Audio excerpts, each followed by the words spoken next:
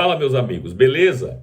Vocês devem ter acompanhado aí a desastrosa entrevista, né, que é chamada de sabatina, no Jornal Nacional, do Lula com a Renata Vasconcelos e o César Tralli.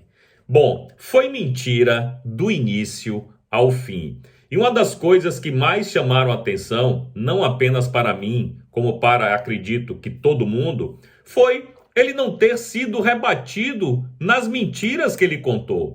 Porque as perguntas foram feitas e, evidentemente, aqui não tem nenhum menino. Todo mundo sabe que Lula já conhecia as perguntas de antemão, foi treinado justamente com as perguntas na mão e mesmo assim mentiu descaradamente, né? Bom, eu enumerei aqui algumas mentiras, né, que eu acho que foram as principais. Para começo de conversa, ele dizer que não conhecia a sócia do filho dele, a Roberta Lussinger, uma pessoa que era da cozinha do Lula, uma pessoa que frequentava a casa de Lulinha, que é o filho de Lula e que evidentemente tem dezenas de fotos, tem vários filmes e gravações dela com Lula, ela enaltecendo Lula para lá e para cá. E Lula dizer que não conhecia a mulher, realmente é de doer. E não foi rebatido, né? Mais uma vez, por ninguém da bancada. Mentiu e ficou por isso mesmo. Depois, evidentemente, ele falou de Lulinha, mas foi aquela cantilena que a gente já conhece, que ele não admite interferência na Polícia Federal, que ele não vai se meter com isso, que se o filho tiver culpa no cartório, o filho que pague. Mais uma vez, ninguém rebateu essa mentira, porque só de delegado da Polícia Federal, 3 foram trocados. E a bancada sabia, não falou, não contestou, porque não quis.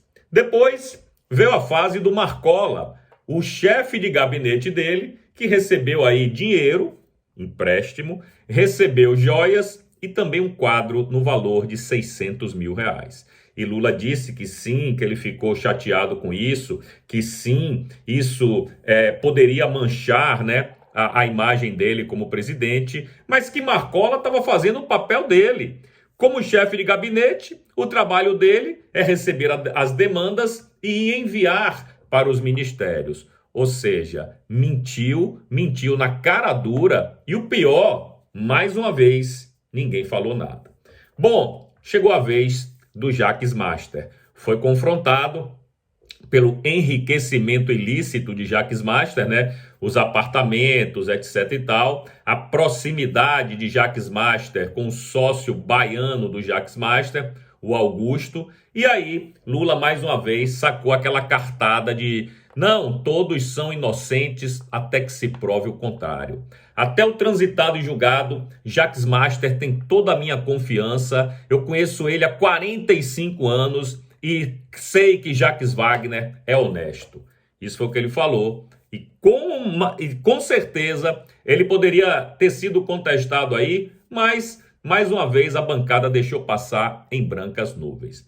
Aí veio os erros no PIB, onde ele mentiu descaradamente sobre a economia, dizendo que recebeu um país falido, quando o Bolsonaro deu para ele um país com mais de 50 bilhões de reais em caixa, mentiu sobre o PIB, dizendo que a única vez que teve PIB acima de 3% foi no governo dele, e isso, inclusive, ele tomou uma checada de fatos, tanto da agência Lupa, que é da Folha de São Paulo, quanto do Estadão, com o Estadão Checa. Então, meu irmão, mentira que poderia ter sido rebatida lá e também não foi, né? Porque a gente sabe que em plena pandemia, o presidente Bolsonaro conseguiu uma façanha inédita que foi crescer acima de 3%. E naquela época também o Brasil teve uma inflação menor que a dos Estados Unidos.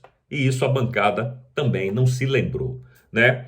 Depois falou do Carlos Lupe, ministro da Previdência Social, enquanto a roubalheira dos aposentados comia no centro. Ele foi questionado por que é que ele apoiava Lupe e subiu no palanque de Lupe, quer dizer, Lupe subiu no palanque dele, e ele ficou lá elogiando um bandido. A mesma coisa que falou do Jacques Master. Não, ninguém pode ser considerado culpado enquanto não está transitado e julgado, etc e tal. Que ele conhece Lupe há muitos anos, quase o mesmo discurso do Jacques Master. O que realmente, vamos combinar, né, velho? Foi no governo de Lula, na gestão do Lupe, que explodiu o roubo dos velhinhos e aposentados. E claro, primeiro que se você fosse honesto, você não ia botar um bandido para cuidar dessa área. E segundo, que no mínimo você deveria dizer, não, cara, eu tenho que me afastar desse mau elemento. Mas não foi isso que Lula fez.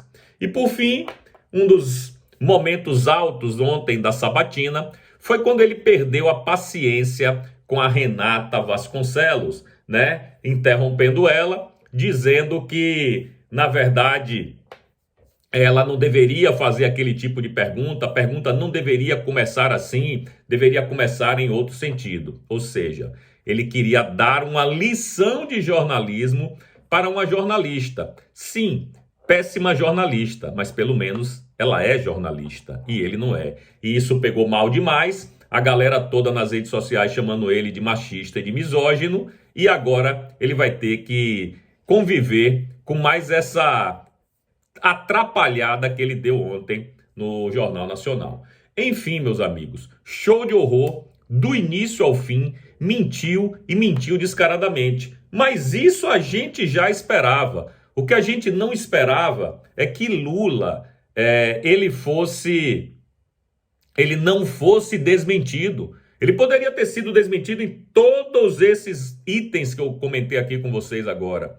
Só que em momento algum a bancada resolveu desmenti-lo. Talvez até por meio, por receio de perder as gordas verbas publicitárias que a Secom manda para a Rede Globo. Mas que foi uma vergonha, tanto para os entrevistadores quanto para o Lula. Essa é a minha opinião.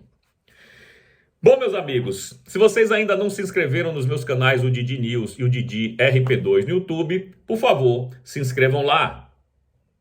Deixa aí nos comentários o que é que você achou dessa sabatina de Lula ontem no Jornal Nacional.